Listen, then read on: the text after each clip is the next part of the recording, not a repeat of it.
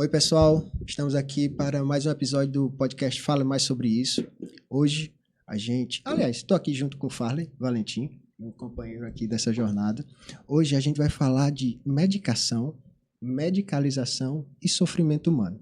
Para tanto, nossa convidada é a doutora Vera Lúcia Viveiros Sá, médica pela Escola Baiana de Medicina, psiquiatra pela Escola Paulista de Medicina da Universidade Federal de São Paulo, Unifesp, mestre em Antropologia pela Pontifícia Universidade de São Paulo, PUC, analista junguiana pela Sociedade Brasileira de Psicologia Analítica, SBPA, e a AAP, atua em consultório particular e também como coordenadora, supervisora e professora do Centro de Atendimento, Ensino e Pesquisa em Transtornos do Espectro Obsessivo-Compulsivo, CENTOC, do Departamento de Psiquiatria da Unifesp, professora do curso de formação de analista da SBPA e editora da revista junguiana da SBPA.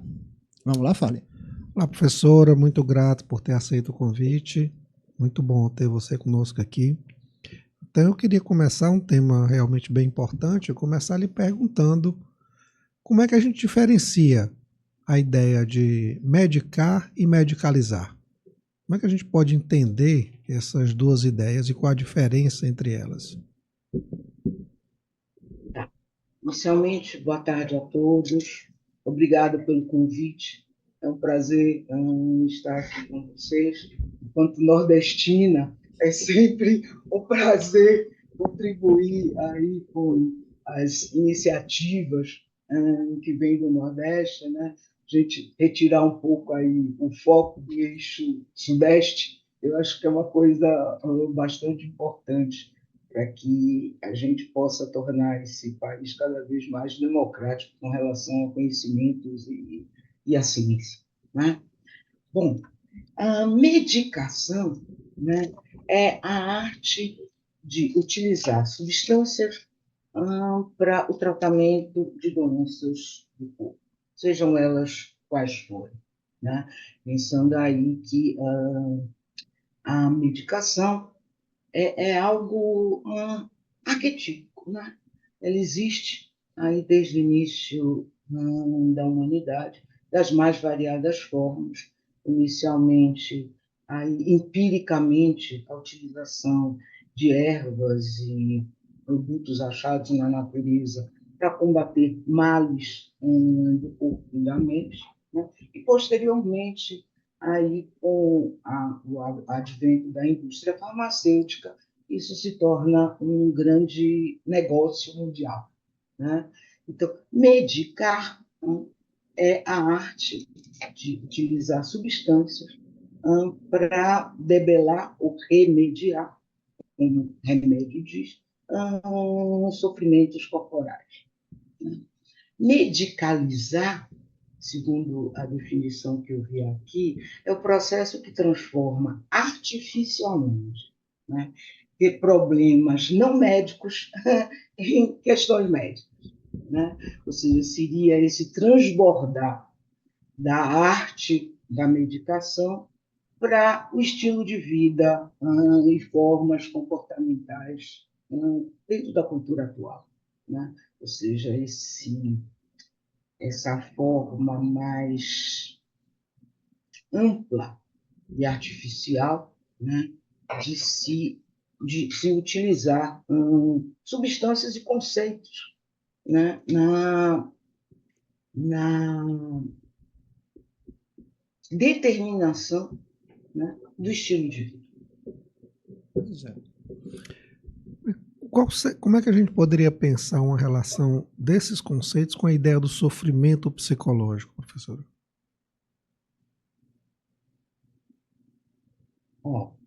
A medicação, ou seja, medicar o sofrimento psicológico, né, eu acho que é algo que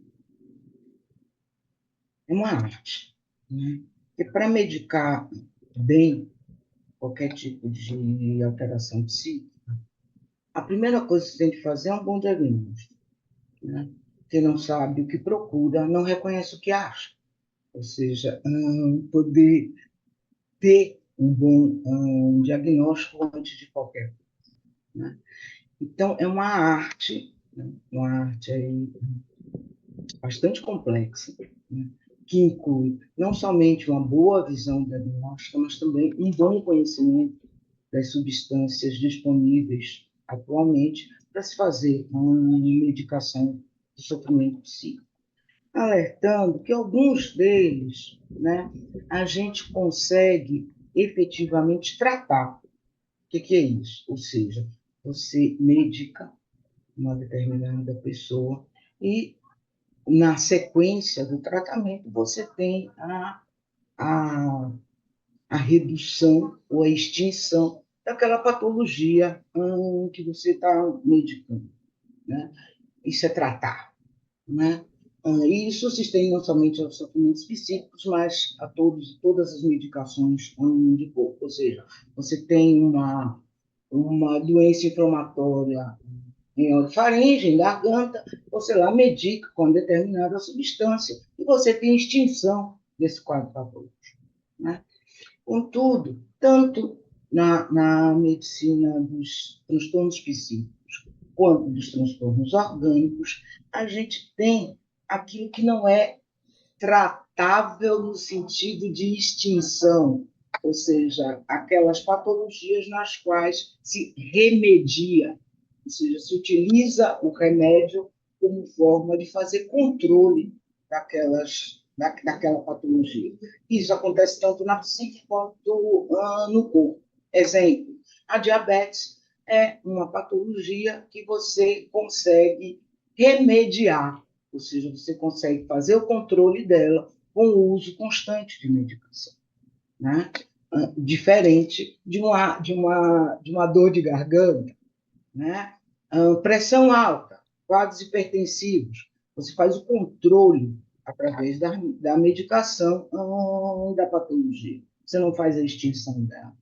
Na medicação psiquiátrica, acontece a mesma coisa. Algumas afecções ou alguns transtornos, a gente consegue fazer o tratamento deles. Outros, a gente consegue fazer o controle deles.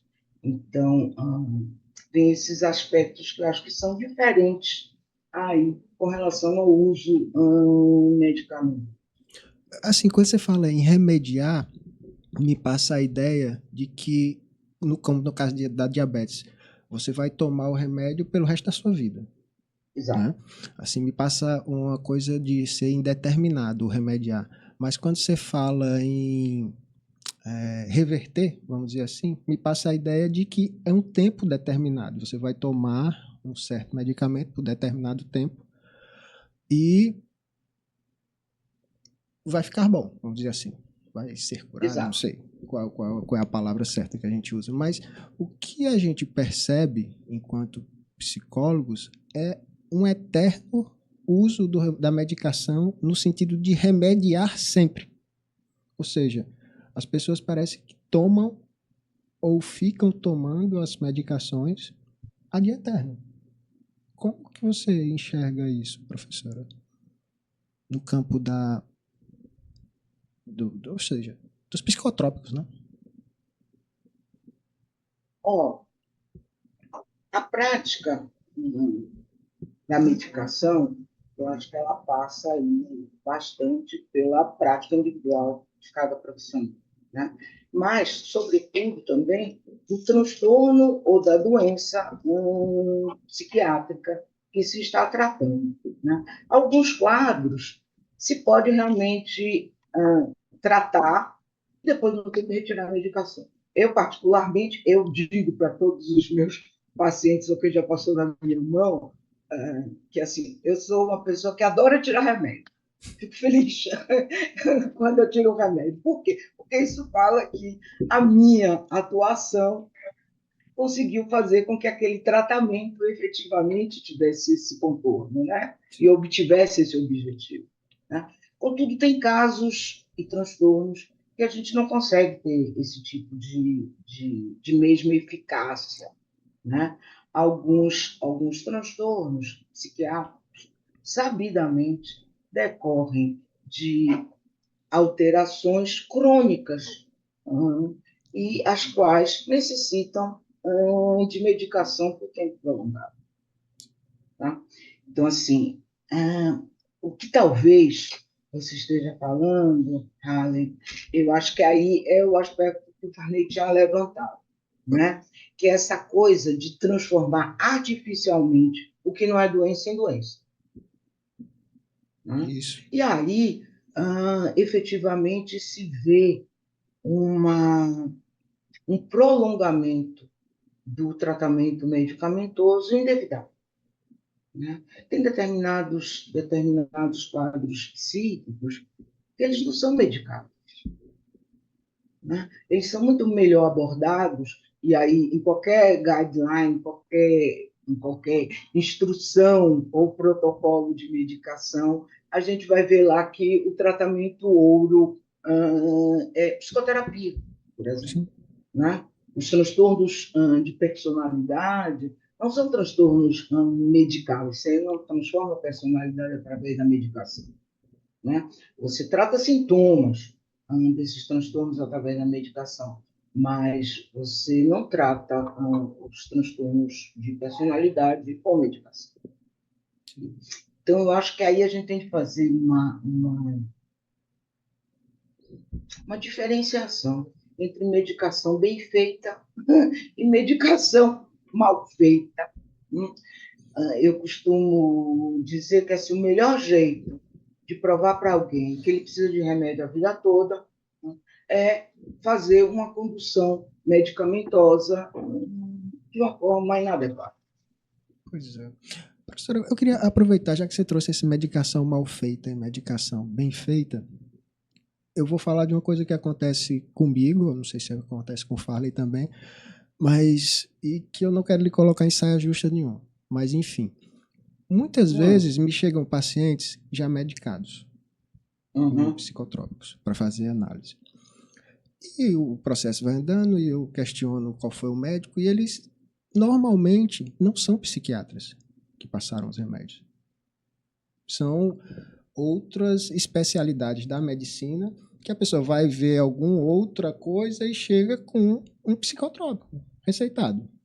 E então eu digo, não é melhor ir no psiquiatra para ver se essa medicação é a melhor que se adequa ao que você está passando no momento? E muitas vezes as pessoas não vão. E uma vez conversando com uma colega, ela me trouxe a ideia de que ainda do preconceito que existe em ir no psiquiatra. Isso é coisa de doido. Como existe também tomar a própria medicação. Né? Eu queria escutá-la, enquanto psiquiatra, a respeito disso. De ver, assim, outros ramos passando as medicações que, teoricamente, seriam a sua especialidade. Ou seja, se eu posso pensar assim ou se eu estou errado de pensar assim. E eu até coloco um outro adendo que eu posso lembrar depois da sua resposta, mas vou logo colocar, que da mesma forma que você tem muitos médicos não psiquiatras passando psicotrópicos, dependendo do caso, da questão de saúde que o paciente está enfrentando, nós temos também hoje um aumento grande de pessoas que tomam psicotrópicos sem nenhum tipo de indicação propriamente médica. Sim. Por exemplo, o consumo de antidepressivos aumentou muito, inclusive em pessoas que não têm indicação de depressão, né? Como uma maneira, inclusive, de você se sentir mais disposto, enfim. Evitar o sofrimento. Aí é uma face do silenciamento do sofrimento. Mas às vezes você toma como forma de aumentar uma performance. Eu posso citar, por exemplo, um caso que é comum para mim, que fui professor. Alunos que tomam medicações para ficar mais atentos ou mais espertos em época de prova. Eles não têm uma indicação médica, mas eles fazem o uso da medicação como forma de melhorar o desempenho ou para um concurso ou para uma prova específica, enfim. Né? Então a gente pode conversar um pouco mais à frente. Tá bom, vamos lá. Com a palavra, professora, agora. Tá. Eu me perdi um pouco por causa da pergunta do Harley, que eu já Tudo fui bem. aqui. Mas pode ficar a pergunta do Harley, que depois eu volto. Faz de novo. A minha era no caso Sim. de outras especialidades da medicina que eles têm o direito legal para fazer isso, né? Sim. Que de prescrever psicotrópico. Né? Até que ponto, como você enxerga isso, e até que ponto isso ainda recai sobre um preconceito da pessoa não ir no psiquiatra? Porque nós não estamos questionando, que fique bem claro, o direito do médico em passar a medicação. Ele tem a formação como médico, ele pode não ter uma residência em psiquiatria, mas ele viu psiquiatria na formação dele, ele tem todo o direito legal de passar a medicação. Né? O nosso questionamento é justamente em cima assim, de profissionais que não têm essa formação propriamente como psiquiatras, mas está fazendo uso para outras formas de tratamento também do psicotrópico. Né? Ok. Bom, vou para a fogueira, né? Não precisa. Porque, no meu ponto de vista, né, é inadequado a medicação psiquiátrica por pessoas que não têm formação psiquiátrica. Eu vi transtornos endócrinos durante a faculdade. Eu não faço controle de alterações tireoideias ou de alterações de tireoide. Né? Por quê? Porque eu não tenho uma vivência clínica do transtorno de tireoide. Né?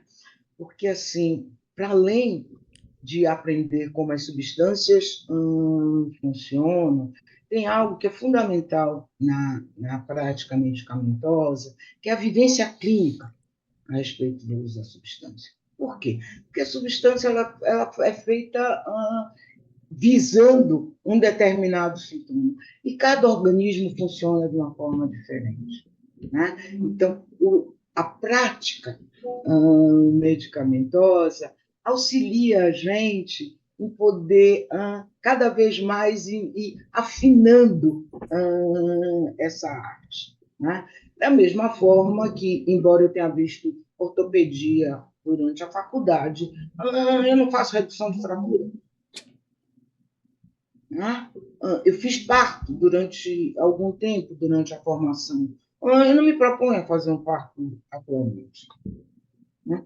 São conduções. Eu não faço tratamento dermatológico, embora eu tenha visto dermatologia na faculdade. Né? Então, eu acho que a prática de medicar transtornos psíquicos deve ser restrita aos psiquiatras. Por quê? Porque a gente tem vivência clínica a respeito disso, porque a gente se preocupa constantemente em estar se atualizando a respeito das medicações que aparecem no mercado. Você cria um senso crítico, além de uma visão a respeito da atuação entre a substância e o organismo. Né? A gente sabe que existem tipos diferentes de metabolizadores. Nem todo mundo metaboliza as substâncias da mesma forma. Sabidamente, a gente tem pessoas que metabolizam mais lentamente, pessoas que metabolizam mais dentro de um espectro mais mediano, né? E pessoas que são rápido metabolizadores.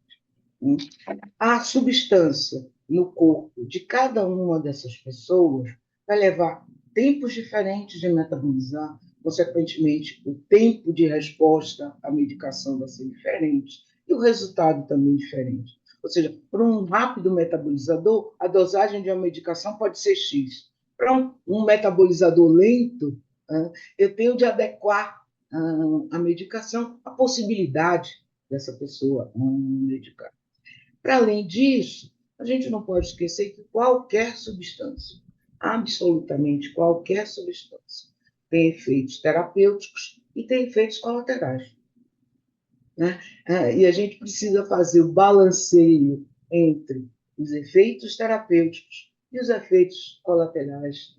Essa é uma arte de balança fina, né? Para a gente poder adequar isso a quem a gente está medicando. E dentro do possível, sempre que possível for, né? Embora me perdoem a redundância, tentar utilizar os efeitos colaterais também em prol daquele quadro que a gente está vendo. Né? Seria um mundo perfeito isso aí, né? Ou seja, olha, a arte... eu tento sempre que possível. Nem sempre a gente consegue, mas a gente tenta. Pois é, assim, eu trouxe essa pergunta, né, essa questão, porque como o nosso podcast tem por, acho que, princípio básico, informar, né, trazer uma informação boa para as pessoas que nos escutam, para que, de certa forma, esse preconceito em ir no psiquiatra seja diminuído, né? Sim. Né? Bem como o uso da medicação psicotrópica, né? Sim. As pessoas também Sim. têm um certo receio, um certo estigma no uso da própria medicação, em dar conhecimento a outras pessoas de que ela utiliza a medicação e coisas do tipo, né? Sim. Você tinha falado, termina a sua outra pergunta que você tinha feito naquela hora que questão, a professora ficou sem entender. A outra questão que eu fiz, assim, no caso das pessoas que cada vez mais se utilizam desse tipo de medicação sem ter nenhuma indicação propriamente de saúde, né? O caso do aluno que toma uma medicação que às vezes é do TDAH e toma para poder estudar, para poder render mais no estudo.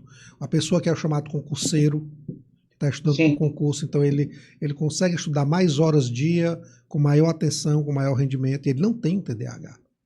Ele toma medicação para isso. É uma construção química de si. Né? Então, se você pudesse falar um pouco disso, da sua experiência com relação a isso, e professor? Dos efeitos colaterais. E dos efeitos, né, também.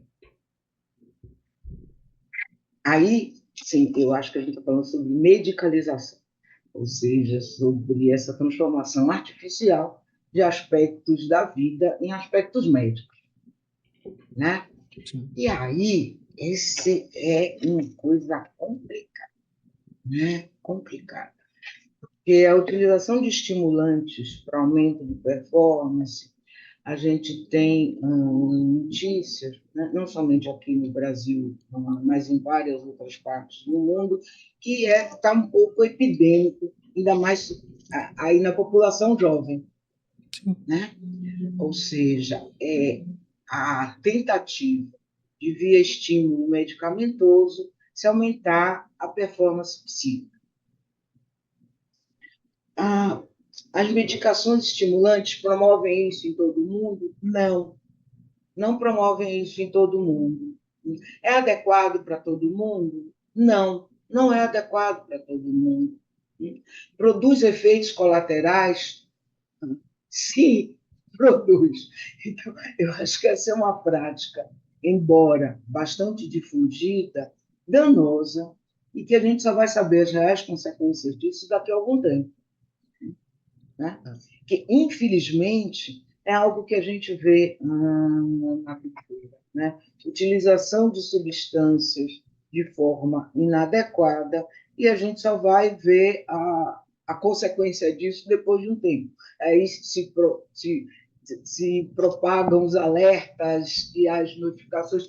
Eu acho que muitos desses jovens que estão se medicando inadequadamente e por conta própria, hoje em dia, a gente vai ver o resultado disso a longo prazo, infelizmente.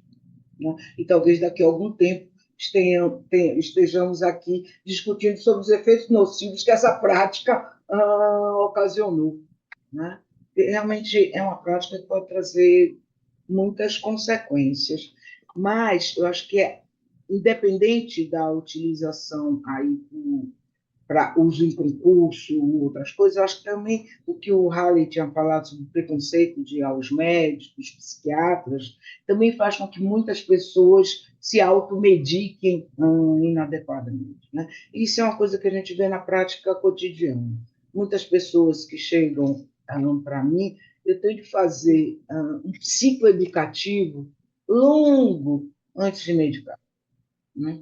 Eu, particularmente, não medico ninguém, e eu digo para as pessoas, olha, não medicaria nem minha mãe se viva à força, sem saber como é que o seu rim excreta o que você está tomando, sem saber como é que seu fígado metaboliza o que você está tomando. Sabidamente, é minha prática, minha primeira consulta é somente de verificação diagnóstica e de possibilidades corporais daquela pessoa. Depois, na segunda fase, é que a gente pensa aí, juntamente com a pessoa, o tipo de medicação que a gente vai instituir, deixando bem claro para ela, que acho que essa é uma obrigação de quem medica, né? Deixando bem claro para a pessoa, tempo de metabolização, quais são os efeitos colaterais possíveis, né? Porque é o corpo do outro também que vai sentir. Eu acho que a gente precisa ter um respeito aí, gigante, né? Sobre as possibilidades do outro de estar lidando não somente com os efeitos terapêuticos, mas sobretudo, porque os efeitos terapêuticos todo mundo quer, mas sobretudo com os efeitos adversos, os efeitos colaterais que muitas medicações promovem. E toda medicação tem efeito colateral. O melhoral que você toma, a depender do estômago, ele pode produzir aumento da acidez estomacal, né? Então, qualquer medicação tem os efeitos terapêuticos e os efeitos colaterais. Da mesma forma que, às vezes, chegam pessoas e dizem: mas eu fui numa pessoa que nem sempre é médico e me foi instituída uma medicação fitoterápica. É natural. Então, por ser natural, eu estou tomando ela sem problema nenhum. Desculpa, isso não é algo que seja responsável, porque muitas medicações fitoterápicas, como qualquer medicação, também tem efeitos colaterais, né? Algo que é muito utilizado para os quadros depressivos, que é erva de São João, por exemplo, é uma medicação fitoterápica natural, é conhecido como erva de São João ou jarsim, né? Mas ela promove alterações hepáticas importantes, né? A gente tem relatos de quadros de hepatite tóxica promovidos pela erva de São João. Então, não é o fato de ser natural que efetivamente faz com que uma substância seja inócua, né? A folha de coca é uma folha natureza e tem seus efeitos colaterais. Professora,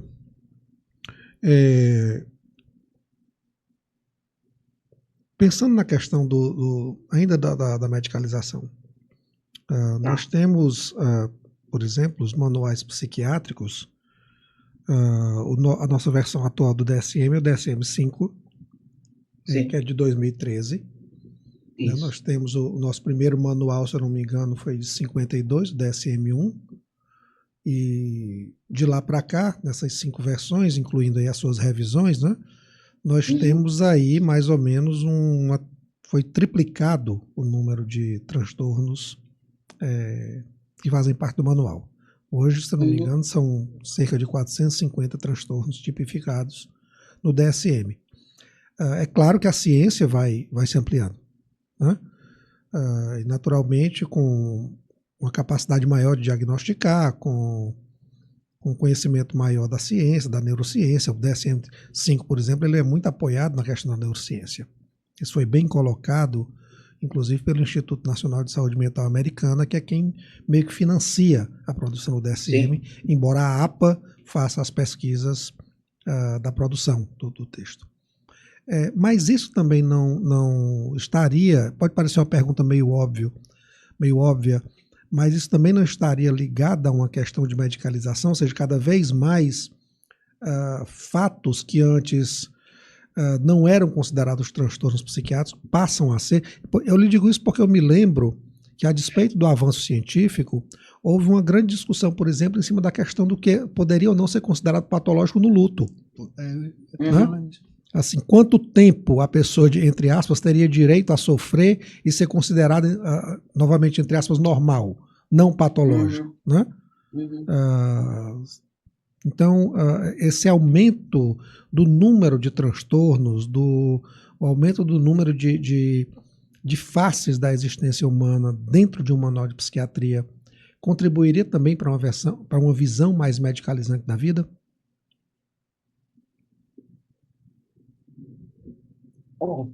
o DSM, ele tem por função, né, fazer um contorno mais restrito, né, em cima de conjuntos de sintomas e alterações no geral. Ou seja, se a gente for olhar lá a primeira versão e for olhar agora a versão, tem muitos transtornos que eles foram desmembrados, né? Estavam todos agrupados numa determinada categoria e eles foram desmembrados durante a confecção dos manuais posteriores. Ou seja, antes a gente tinha uma visão mais coletiva. Por exemplo, se a gente pegar transtornos de ansiedade, especificamente, né, dentro do DSM, os transtornos de ansiedade eles foram subdivididos ao longo dos anos, né?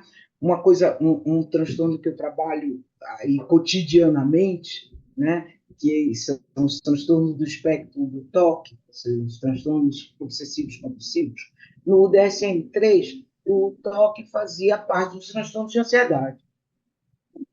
Depois, agora no DSM-5, ele foi deslocado para uma categoria específica e dentro dele se abriu um leque, né, de transtornos que antes não eram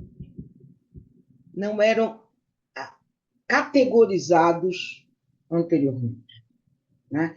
Então, você tem uma diversidade maior, mas muitos deles foram desmembrados. Agora, será que isso também fala a respeito da medicalização? Acho que sim, mas também fala sobre esse avanço no conhecimento das patologias psiquiátricas, né? E na maior determinação deles. Porque, assim, os conceitos fechados dentro do DSM, eles têm também por função facilitar o diálogo entre profissionais. Antes, eu já atuo há bastante tempo, né? Um colega me mandava um paciente, ele tinha quase de me explicar o caso inteiro para que eu chegasse à conclusão do que ele estava falando, né? Isso, hoje em dia, fica muito mais complicado. Por quê? Porque a gente tem um trânsito, um diálogo muito mais global em todas as áreas, né? Então, se eu estou com um paciente na Austrália e eu tenho de me comunicar com um colega lá, fica mais fácil para mim dizer, dentro do DSM, o transtorno que ele tem está localizado em tal lugar, né? E, a partir daí, eu vou especificando qual a individualidade ou a especificidade daquela pessoa em si. Então, o DSM também tem essa função, né? Para além de uma função de saúde pública, porque tanto o DSM como a classificação internacional de doenças, elas são utilizadas em trocas de documentos, por exemplo, em convênio de saúde, né? Em várias outras É uma unificação do da discurso, saúde né? pública. É uma unificação do discurso. Exatamente. Que permite, de certa forma, até o avanço da pesquisa, né? Até o avanço da pesquisa está determinado por isso. Exatamente, era outro aspecto que eu ia abordar, né? Porque quando você faz um trabalho de pesquisa em algum lugar, é muito mais fácil você localizar circunscritamente o transtorno dentro de um diagnóstico do que ficar detalhando, né, cada uma das questões. Agora, óbvio, né, que a gente não pode esquecer aí o interesse da indústria farmacêutica e dos negócios, né, dentro da atuação e da determinação das pesquisas no mundo, né? Então, óbvio que alguns desses deslocamentos e aferições mais precisas, eles também visam a questão de obter mais financiamento para a pesquisa. Pois é. Professora, no primeiro episódio dessa temporada, a gente falou da depressão no sentido simbólico, a gente discutiu aqui com o Gustavo E eu queria aproveitar a sua presença aqui para a gente falar um pouquinho da depressão, mas já que você já trouxe ela para cá, né, quando falou da erva de São João, eu acho. Tá? Sim.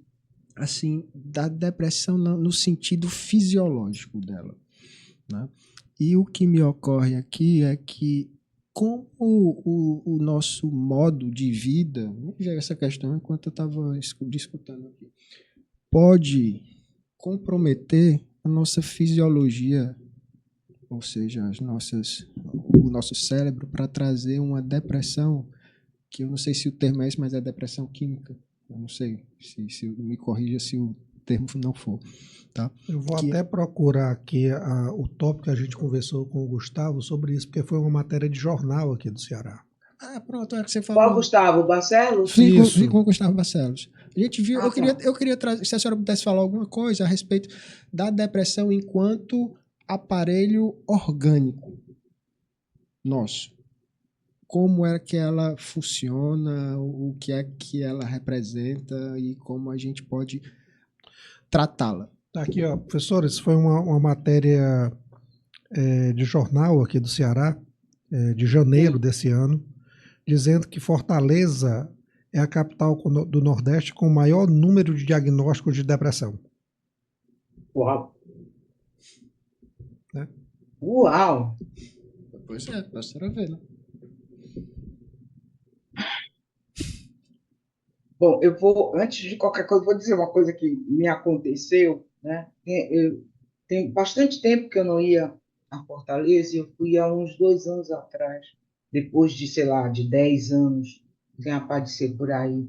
Eu fiquei chocada como a cidade mudou, como a cidade perdeu árvore, como a cidade perdeu áreas verdes, né? Ou seja, como o estilo de vida tem mudado. Acho que vocês que estão aí, né? Eu que adoro o mar e adoro natureza, eu fiquei um pouco chocado. Né? Mas vamos lá, pergunta do Rafa. Ó, creio que assim, a gente tem de partir primeiro sobre esse conceito de depressão, porque assim, o que se chama de depressão é um grande guarda-chuva, né, sob o qual estão aí várias patologias, né? Várias, inúmeras patologias. E assim, quimicamente, a gente sabe que alguns tipos de depressão apresentam alterações químicas, sim, né? Que podem ser, inclusive, documentadas. Tá? Eu tenho comigo que eu utilizo em aula um slide muito antigo, que foi feito logo no começo das neuroimagens, né? Mostrando a captação é um espectro, ou seja, é uma aferição da quantidade de atividade de captação de glicose em determinadas áreas do cérebro. Tá? E é visível nesse slide a menor captação de glicose em quadros depressivos unipolares e em quadros depressivos bipolares. Esse é um slide que eu guardo com muito carinho através dos anos, porque ele é de uma clareza gigante. Ou seja, você vê, né, que num quadro depressivo você tem menor captação de glicose. Essas imagens elas aparecem enquanto variação de tonalidade, ou seja, quanto mais escuro, menor captação de glicose, quanto mais claro, maior captação de glicose. Tá? Deixa eu fazer uma pergunta bem leiga aqui, para não perder a oportunidade. Você está falando de captação de glicose. Isso é referente a você ter você botar a glicose para dentro do corpo, ou é um defeito ou alguma coisa que não funciona direito na pessoa? Tá. Glicose é o combustível básico, é o combustível básico do organismo. Né? Esse método específico ele vai documentar a funcionalidade de áreas do cérebro. Ou seja, quanto mais captação de glicose aquela área cerebral tem, maior o seu funcionamento.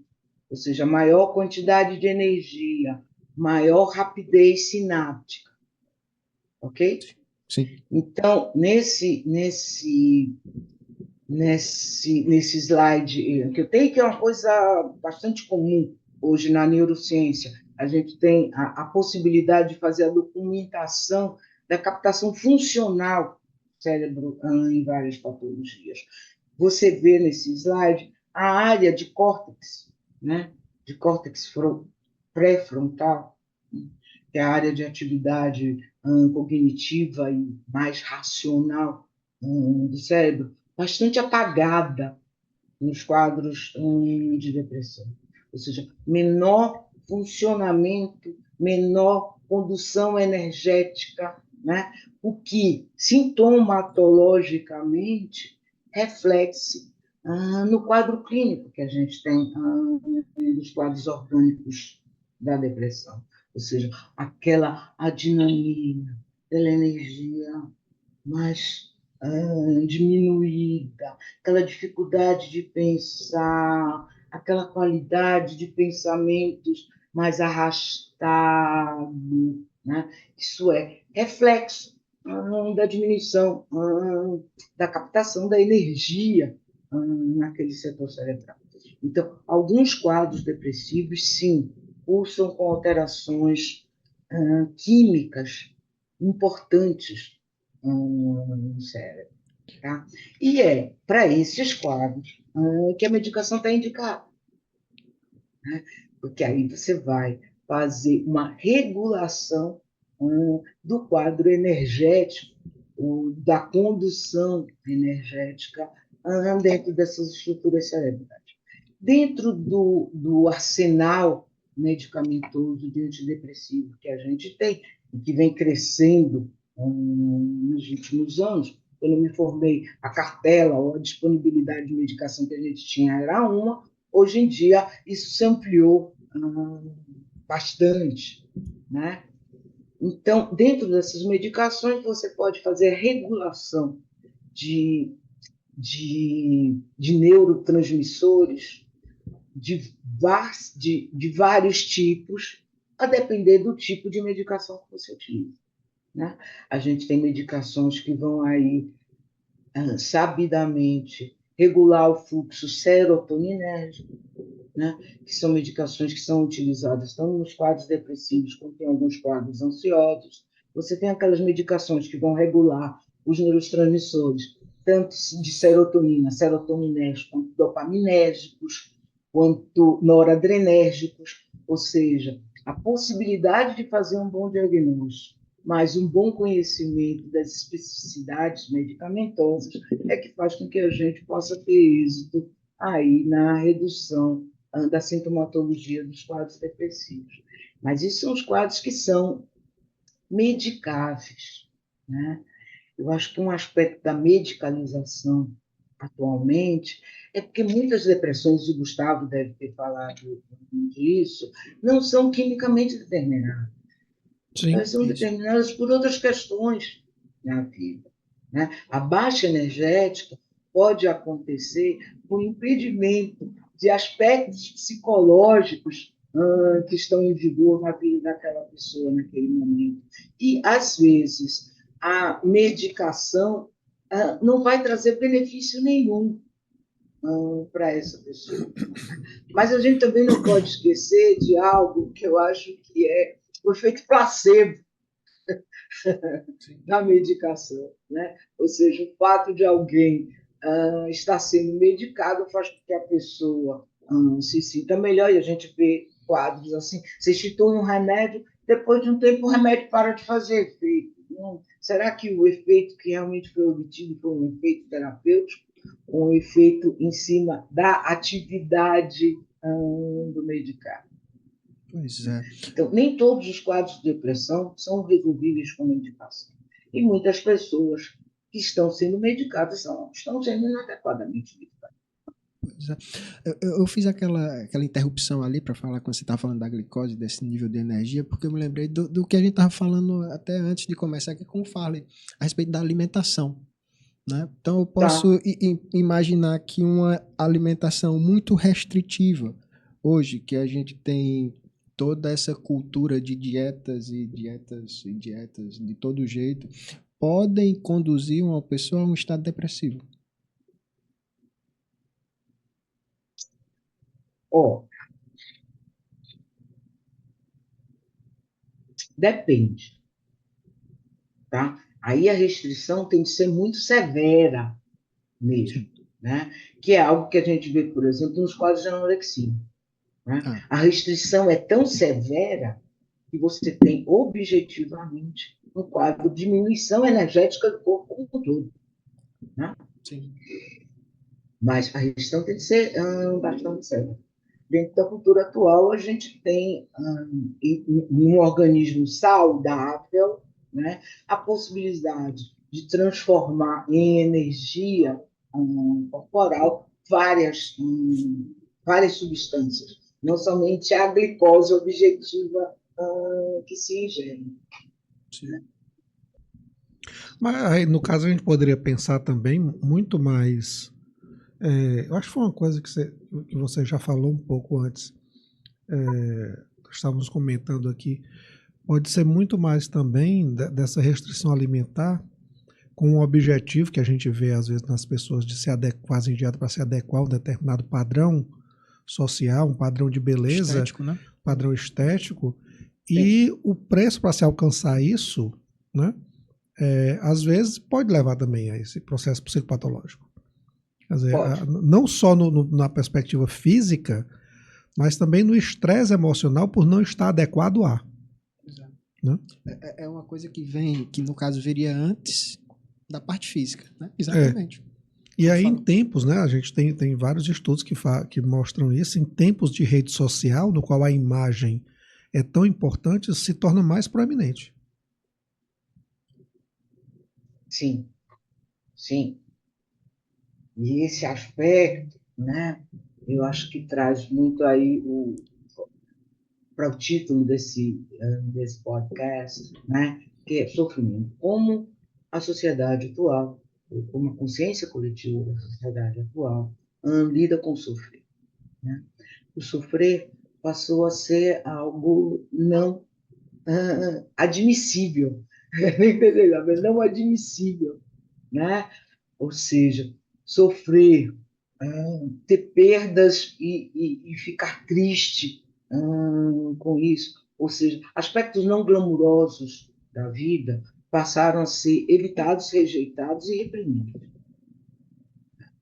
Então, eu acho que tem uma forma de lidar com o sofrimento, né, que é uma forma muito inadequada. A sociedade ela está muito mais aberta, disponível e aceita muito mais o ganho e o acúmulo. A perda e o luto são rejeitados e são muitas vezes patologizados inadequadamente. Então, a frustração é algo que saiu do cardápio das pessoas. E todos nós que lidamos com a psique sabemos o quanto é importante para o desenvolvimento psíquico, né? Sobretudo em determinadas fases da vida, a possibilidade de lidar com a frustração. Né? Isso faz com que a gente crie mecanismos de adaptação super importantes. Mas hoje em dia é algo quase que impossível. Recentemente eu vi no Instagram um videozinho de uma garota que eu não sei da onde, tendo uma verdadeira crise psicomotora num determinado lugar comercial, porque ela pedia um iPhone, sei lá, que numeração para a mãe, e a mãe dizia que ela não ia dar. E a menina teve uma crise psicomotora. Se via em profunda ansiedade, uma impossibilidade de lidar com a frustração de um tanto que é uma coisa muito, ao meu ver, muito triste de ver. Ou seja, pessoas em fase de crescimento né? O lidar com a frustração é algo que faz parte do desenvolvimento psíquico e da adequação à vida adulta, né? E isso saiu do catálogo. Professora, aproveitando o tema, a gente tem falado dessa questão das redes sociais, eu não sei se o DSM-5 já contempla isso, mas é bem possível que uma revisão já o faça de maneira mais direta. Como é que você vê o sofrimento ou as patologias que estão surgindo ligados a essa questão da virtualidade? Isso tanto envolvendo aí tantos aparelhos, assim, essa questão eletrônica, como esse mundo virtual. Ó, acho que a classificação internacional da doença é a CID-11, né? Já tem transtornos de jogos, né? Classificado enquanto patologia. A gente sabe, inclusive, de ocorrências de morte, né? Após adolescentes ficarem 36 horas, por exemplo, jogando ininterruptamente, né? E terem um quadro de exaustão psíquica em função do tempo prolongado da atividade, né? Em alguns campeonatos aí de esportes, a gente sabe de pessoas que usam fralda que nem sequer vão ao banheiro para não sair da competição. Ao mesmo tempo que tem uma patologia nova, né, que é o FOMO, é Fear of a dificuldade de achar que está perdendo algo dentro das redes sociais, né? Isso de não estar atualizado, né? E gerando ansiedades. Então, sim, temos algumas novas patologias que estão surgindo aí e, contudo, dentro do quadro, né, de alterações devido a novas a novas tecnologias que são incluídas na cultura, né? Daqui a algum tempo, eu acho que a gente vai ter aí quadros bem mais graves, suponho, porque a gente está no começo dessa história, né? Bem no começo dessa história. A possibilidade de cada vez mais o biológico estar se amalgamando à tecnologia é cada vez maior, né? A gente vê isso hoje nas próteses as mais variadas, a gente vê isso hoje nos quadros de transplantes mais variados, né? Ou seja, a junção entre. Que é o velho. É a velha questão natureza pura, né? Está cada vez mais se amalgamando, e provavelmente daqui a algum tempo, não sei se eu vou estar viva para isso, mas provavelmente vamos estar discutindo aqui sobre os ciborgues e as alterações mais tecnológicas, os implantes cerebrais e algo do gênero, que é algo que a gente já está vendo muito incipiente atualmente, mas com a velocidade que a gente tem visto das inovações tecnológicas, provavelmente vai ser o próximo tópico para vocês. Pois é, no Moitará teve uma palestra fantástica de transhumanidade, que foi Exatamente. que era uma das coisas que eu ainda pretendo trazer para cá para a gente discutir, porque foi fantástico esse tema. Foi muito bom. Muito boa. Professora, por incrível que pareça, já está chegando a nossa hora. Passou bem rapidinho, né? Deixa. Pois é. Não é? A conversa foi boa. Aliás, está sendo boa. E em determinado momento, quando chega assim mais pertinho do fim, a gente sempre procura fazer aquele questionamento aberto, de dentro desse tema de medicação, medicalização e sofrimento, tem alguma coisa que a gente se esqueceu de tocar e que você acha importante que a gente fale, que você pode trazer pra gente? Estou pensando.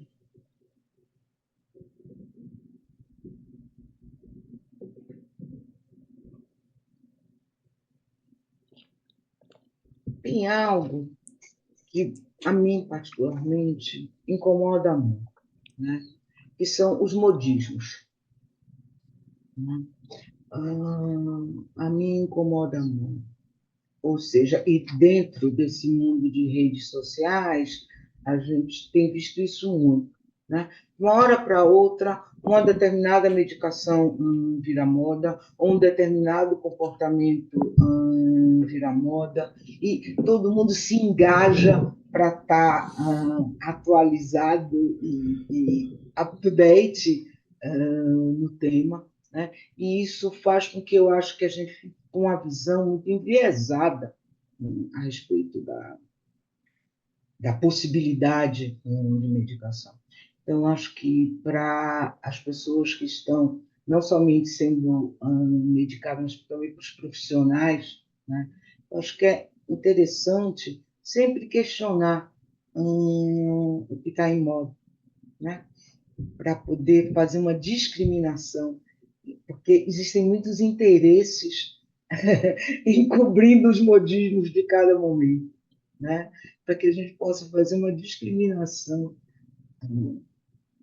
efetiva, né, sobre a utilização de medicação e não aderir às modas de uma forma muito rápida e sem critério. Acho que é uma coisa às vezes a gente vê chegando no consultório pessoas que passaram que estão com todas as medicações do momento, né? Mas nenhuma delas é adequada àquele quadro que a pessoa tem. Isso eu acho que é uma prática inadequada e que deve ser vista com critério. Né? Porque a indústria tem seus interesses, é óbvio, como qualquer um.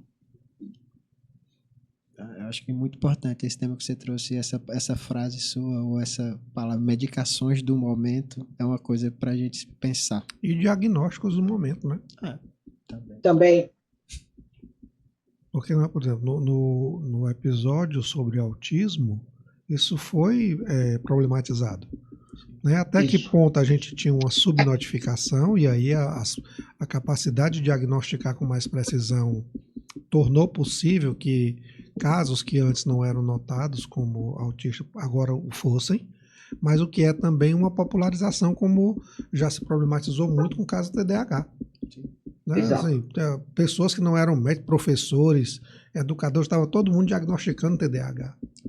Quer dizer, qualquer, por exemplo, qualquer comportamento inadequado da criança numa escola podia ser taxado de TDAH. Isso decorre de um fenômeno comum na atualidade, que é a popularização do próprio conhecimento científico. Você vai no Google, pede uma definição daquele diagnóstico, é apresentado e pronto, você já está ali apto para, como pai, como, enfim, capaz de diagnosticar. Né? Então, assim, tem essa face também da coisa. A gente tem que dialogar, enquanto médico, o tempo todo com o Dr. Google. As pessoas já chegam com diagnóstico com medicação estabelecida. Né? Precisa de uma abertura gigante para poder chegar e dizer, ok, então tá. Então, vamos ver ponto por ponto, para ver o que tem de adequado ou não para você. Grande questão, uma excelente conversa. Né? Eu acho que fica muita coisa aí para o pessoal depois aprofundar. Né? E refletir, né? Refletir. Muito bom mesmo. Um tema realmente cada vez mais atual. Queria agradecer imensamente, professora, a senhora ter aceitado aqui nosso humilde convite aqui de estar aqui nessa horazinha com a gente, conosco. Eu sei que como a sua agenda é puxada, né? É muito difícil, mas eu queria agradecer imensamente, não só pela gente, mas por todas as informações que a senhora pôde compartilhar aqui conosco e deixar as palavras finais para que você. Eu também quero agradecer e confessar pelo meu primeiro podcast. Achei interessante, divertido. Né? E, assim, parabenizá-los, né, por essa iniciativa, porque eu acho que é muito importante que a gente possa trazer, né, aí visões diversas, né, sobre temas do sofrimento psíquico, né, e, consequentemente, dar mais ferramentas para as pessoas poderem se posicionar frente à medicação e à medicalização de uma forma mais consciente e que seja um benefício. Agradeço muitíssimo. Obrigado. Perfeito, maravilha. Muito grato, professora. É isso, né? Mais um episódio encerrado. Muito bom.